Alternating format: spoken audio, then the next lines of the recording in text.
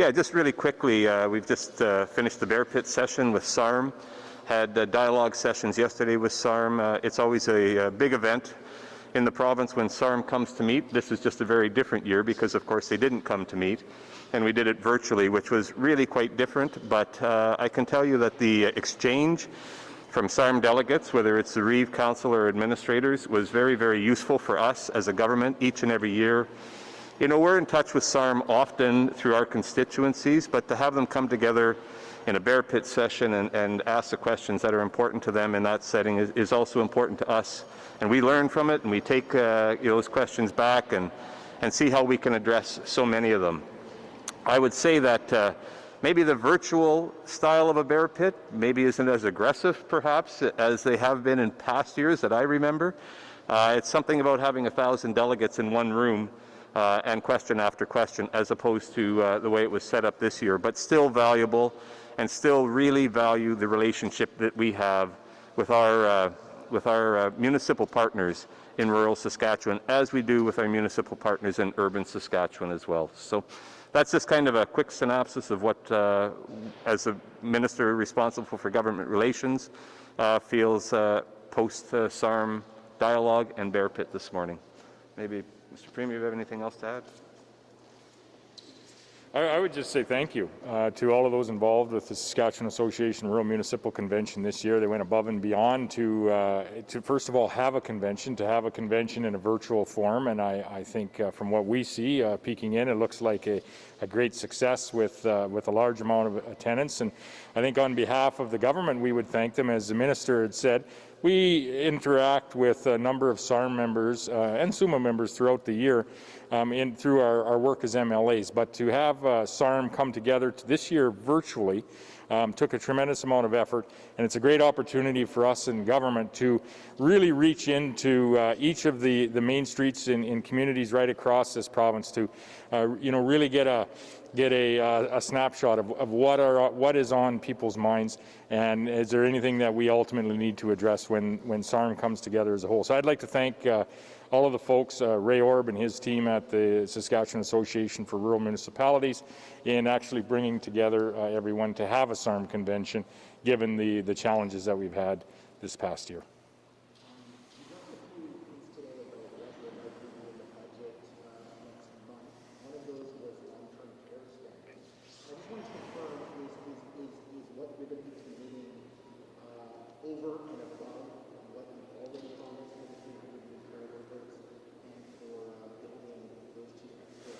Well, the commitment of this government, and Don can speak to the history of the healthcare commitment that this government has had for over a decade now, has been very evident and is on this full display in many communities across Saskatchewan. It starts with our capital commitment, not only of 15 long-term care facilities, 16 and 17 in the planning process, but a number of hospitals up to and including the Jim Pattison Children's Hospital, a number of hospitals in rural and urban communities across the province, and people to staff those hospitals, ensuring that we have enough nurses, enough physicians. And we were in a very, very different environment in 2007 when we had the honor to form government in this province when it comes to what type of services were being offered in Saskatchewan communities. So the commitment of this government to healthcare, I think, is on display, is evident, has been evident with the investments that we've made, and that's going to continue.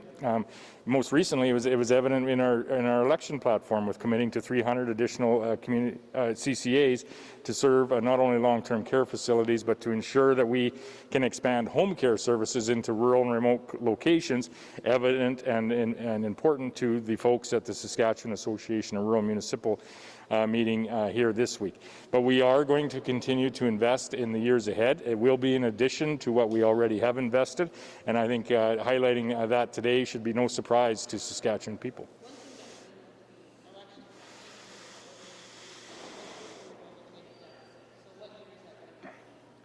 Well, as we have talked, we will, when the budget is released, we will provide our 4-year projections. The Minister of Finance has indicated that given the variability in revenue numbers that are there today, that we won't have a balance in that 4-year projection.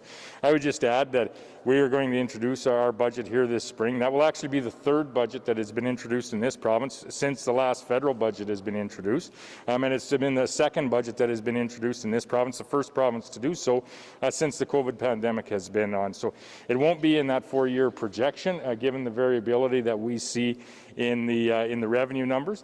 But Saskatchewan people can rest assured that the services that they expect to be provided in the way of health care, education, and taking care of and assisting our communities most vulnerable will be in this budget.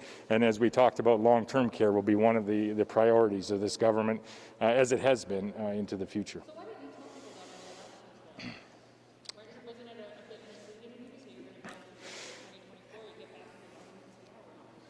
Listen, there's many variabilities that are going into the budget as the COVID pandemic has drawn on, I think, longer than people thought that it would. Our vaccine program has drawn out longer than I think most people originally thought it ultimately would.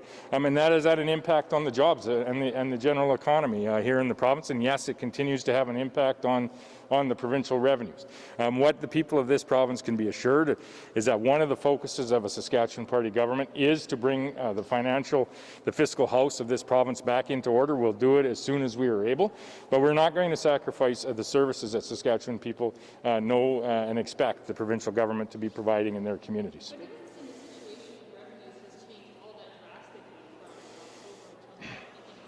Revenues are very variable, as well as the commitment and the support that has been provided by the government continues now for many months. I think of the small business support. I think of the municipal support that we have provided. I think of the tourism sector support that we have provided. I think of the investment in what is the most robust vaccination plan that in the nation right now that's happening right here in Saskatchewan and is going to continue to happen over the course of the next number of months. There are investments that are necessary. We're making those investments on behalf of the people that we represent, but there are a number of variables as we move forward. We're going to clarify those as best as we can, and we're going to provide the same 4-year outlook that we always do, which I think, in fairness, you're not going to see a lot of provinces do. You'll see most provinces looking ahead 1, maybe 2 years.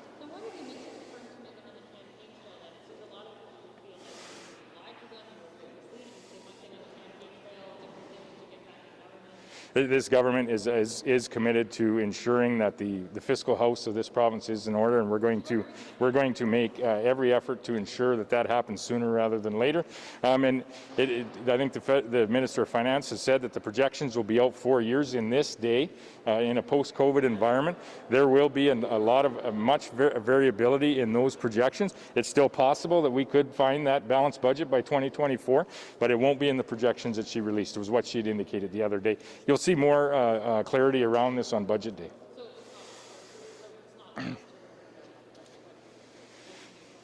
Well, we'll see what the numbers come out for our 4-year forecast on budget day, and then we'll be able to have that discussion.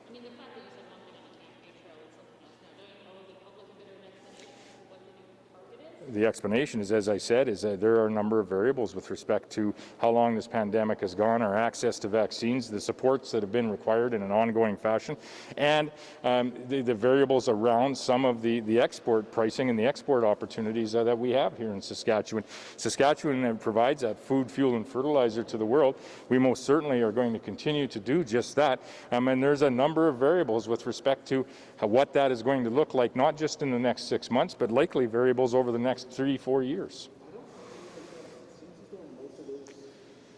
Those variables are actually moving in a positive direction. We have much higher oil prices presently, higher long-term forecasts. Right. We have climate reduction. I don't think any of us suspected Yeah. everybody Yep. vaccinated by June. That's no doubt going to contribute, as you say yourself, to positive economic growth. Most of the private sector growth forecasts are spot on with where they were in December or slightly better. So I just don't understand this explanation. Yeah. Some are. Some are. We still have a couple of uranium mines that can be up and running. We have the opportunity to add tremendous value to our agriculture exports, which are doing quite well as we speak due to an increase in a number of the commodity prices that are there. Energy is up, but it isn't that long ago that energy was actually at negative $7.50. It was actually cheaper to go buy a cup of Tim Hortons coffee and throw it in with a barrel of oil and give it away. It would be about the same cost. The forecasts will be in the budget that we put out. The forecast will be over the course of the next 4 years, which will be longer than many other, if not all, provinces provide when they do provide a budget this spring. I don't know what the federal budget will bring or when that would ultimately be introduced. It is time for a federal budget, but those forecasts will be there on all of the revenue projections. What I'm saying is those revenue projections, and what the Minister of Finance has said, is they will be variable for the next while as the global economy starts to rev its engine and starts to recover. We want to be part of that economic recovery here in Saskatchewan. We're already turning our eye to that through a number of different ministers and myself as well, making contacts in the markets of significance to our commodities, as well as during this pandemic we have moved forward into the fashion and to the level that we are able in opening up and ensuring our trade offices are up and running around the world. So we're going to be ready to participate in the global economic recovery. That's going to drive the Saskatchewan economic recovery. That will push forward our opportunity to not only balance the budget but get back to a growing and vibrant economy here in Saskatchewan, one that we have come to expect over the course of the last decade, and we look forward to that. In the meantime, there are a number of variables that are going to come into this budget that we will bring forward on budget day that will be impacting the out years forecast that we have. Risk of variability at the time that you made that commitment to a 4-year economic plan and use it to actually differentiate yourself from the enemy? How could you not have known that this existed? Well, there's a number of variables that have changed. Some of them, yes, in a positive way for the day. But as you know, the price of oil that we forecast is over 365 days a year. The price of potash and the volumes of potash that we do is over 365 days a year. It's not a snapshot in time when oil happens to be at $50 or happens to be at negative $7. I don't think anyone can stand here and say that the energy industry has been through a vibrant time over the course of the last couple of years. And I think, in fairness, I don't think that anybody can say that the outlook for the energy industry is strong and vibrant for the next medium term to the long term outlook. We're doing everything that we can to support those industries and others, to support our retail sector, and ultimately to support the jobs that are hard at work in each of those sectors, the jobs in Saskatchewan communities across this province. We're going to continue to do that. We're going to continue to provide the services that people expect their provincial government to provide, and we're going to work very hard to work with those industries, ensuring that we have this market access around the world so that we can have a strong and robust economic recovery. That may be one of the variables that comes into play over the course of the next 2 to 3 years. But what the finance minister is going to bring forward is a scenario that is going to indicate some of that economic variability that we may see in the years ahead. We don't know what the federal government is forecasting for economic variability because they haven't introduced a budget. Our budget, the two that we have introduced since the last federal budget, has been somewhat in line, very close actually in line to the other economic forecasts that neighboring provinces that are involved in like industries may have, and I think you'll see more of that here this spring. We have time for a few last questions. Yeah. With respect to the campaign promises that we've made, we have kept, by far and delivered on a number of the campaign promises that we had put forward. We've reduced people's power rates. We've reduced the small business income tax, the small business corporate tax. We are moving forward with the supports to our recreational facilities across the province, and we're going to continue to work through the financial situation that we have. We're going to balance the budget as soon as we are able, and we may. And it is still entirely possible that the budget is going to balance by 2024. You aren't going to see that in the fiscal forecast, but we need to understand also that the revenue variability that we will see over the course of the next 3 to 4 years is going to change, and it's going to change drastically. So.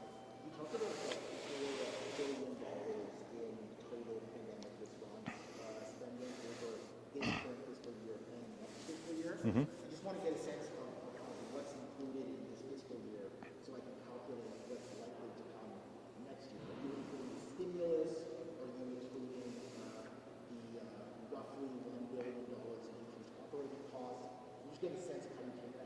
Well, so we've prioritized what would be considered a decision that we would make that would support either people, support our communities, or support the delivery of supports into our communities that have to do specifically with COVID. For example, in healthcare, there's a number of healthcare operations that would be expected to be provided regardless, and those would not be included. But the ramp up of testing, for example, the ramp up of our vaccination program obviously would be included in those supports for COVID through our healthcare system. There's a number of business supports, some that I had mentioned here this morning, that will be included in our supports to to ensure that people can continue to work throughout this. There's a number of supports where we have partnered with the federal government with their Safe Restart program, which is a little over $300 million, which we augmented here at the provincial level to ensure that we were supporting Saskatchewan people to the greatest degree possible. And you'll also see additional supports in the way of infrastructure stimulus that have been provided. For example, $150 million in municipal economic enhancement program that was provided to all of the municipalities in the province to the greatest degree possible so that they could keep up with their capital plans and keep people working in communities big and small across this province. In the future, post even this next year, there's going to be additional challenges, financial challenges that will be faced by this government and other governments across this nation and around the world in the way of how we have slipped with our surgical backlog, for example, over the course of the last while in not performing the amount of surgeries that we normally would have. And I believe year over year we're down about 19,000 surgeries this particular year. We need to make that up. We need to make that up very quickly post-COVID. And that is going to take investment, not just in Saskatchewan, but investment across Canada. And these are some of the discussions at our First Minister's meeting as to all of the costs of the COVID pandemic are not evident here today. There's going to be some catching up in a number of areas and services that governments provide that will extend into the years ahead, and we're aware of that here today.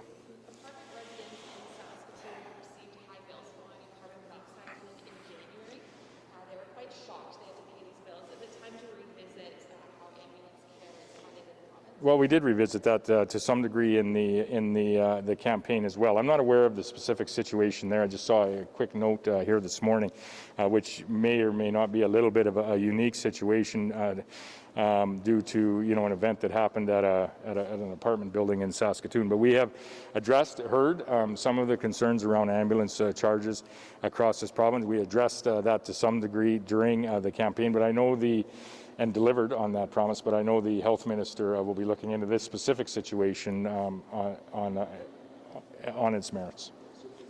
Yeah.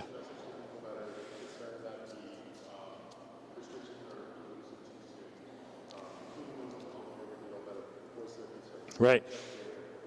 Oh, so we do have, there is concerns that we may be moving too ambitiously. There's others that may be concerned that we aren't moving quickly enough. And, I've spoken many times that the correspondence that I receive, and I do read the letters that I do receive, have been, fluctuating a little bit. For the most part, throughout the last year, have really been one for one. We'd like more restrictions, we'd like less restrictions. And so this is not just a very divisive conversation in Saskatchewan or across Canada, but it is, in North America and to some degree likely in many parts of the world. The fact of the matter is, and what precipitated some of the moves that we made yesterday, is our numbers are down.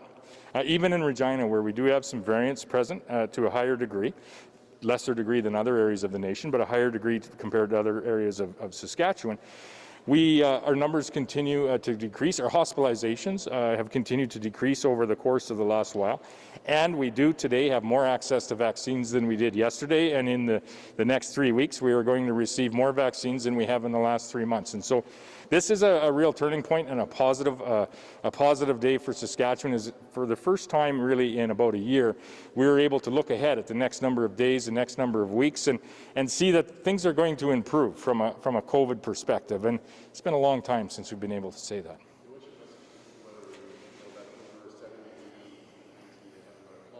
Mm-hmm. Yeah.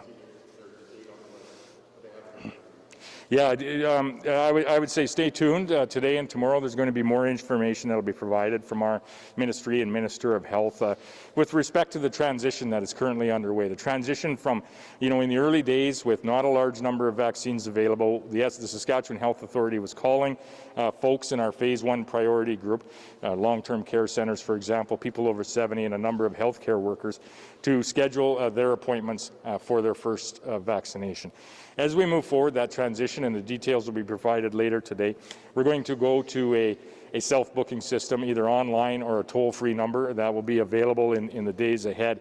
And then we would ask people when it is your turn, not before, when it is your turn, to either phone the number or go online to make your appointment for your COVID vaccination. The reason I ask people to not phone the phone number when it's not your turn to see how it works or to check it out is we have seen in other jurisdictions when these self-booking systems have come forward, they have been flooded with calls. I think in British Columbia there was 200,000 people that were eligible. They received 1.7 million calls, and the system just isn't designed to handle that kind of volume. So to the folks that are qualify for Phase 1 vaccination, stay tuned. Over the course of today and tomorrow there will be details provided on when and where, the phone number and the website that you can visit to schedule your vaccination, and we would encourage you to do so as soon as you are able.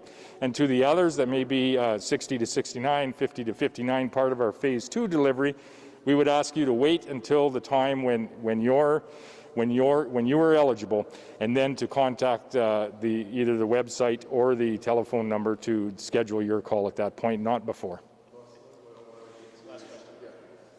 Is there a thought of allowing certain restrictions to be eased from people that are fully vaccinated once they are fully vaccinated? So, for example, people in long-term care or seniors, seeing friends and family. Yeah. If they're fully vaccinated, what's going to We haven't got that far into the discussion yet on whether you have, if you will, a vaccine passport, so some can do some things and others. I would say, and we're hearing some of that discussion on travel, not only in Canada but around the world. I would say that as we go through the next number of weeks and couple of months, due to in part the increased number of vaccines that we're going to receive, due in part to the 4-month interval so that we can provide first doses to more people much more quickly. This is going to happen very rapidly in Saskatchewan, and you're going to see a large number of people have access to vaccines in a very, very short order. We're going to have over 300 clinics, or about 280 clinics, I believe, operating across the province in about 180 communities. You're going to have pharmacists, you're going to have physicians, you're going to have nurse practitioners, all delivering these shots in communities right across the province. Things will happen as quickly as we receive the vaccine. I said earlier we're going to receive more vaccine in the next 3 weeks than the last 3 months. The next couple of months are very, very exciting. I think they'll happen quick enough that we won't have to have those discussions around if you're vaccinated you can go do this, if you're not vaccinated you're not able to do that. What I would say, however, in the interim, and with the slight softening of a few restrictions yesterday, is people may want to make that decision on their own. For example, 2 families that may be in their 70s, one vaccinated, one not, understanding that by April the 5th, all Phase 1 individuals will have the opportunity to have access to that first shot. They may make different decisions with respect to what their household bubble looks like, understanding it's just a few weeks away before ultimately they would all have access. So we trust and have faith in the people of Saskatchewan that they're going to make the very best decisions that are in the interest of the health and welfare of their family and their community. And we trust that they'll make those decisions wisely, as they have over the course of the last year now. Thanks very much, everyone. Thanks.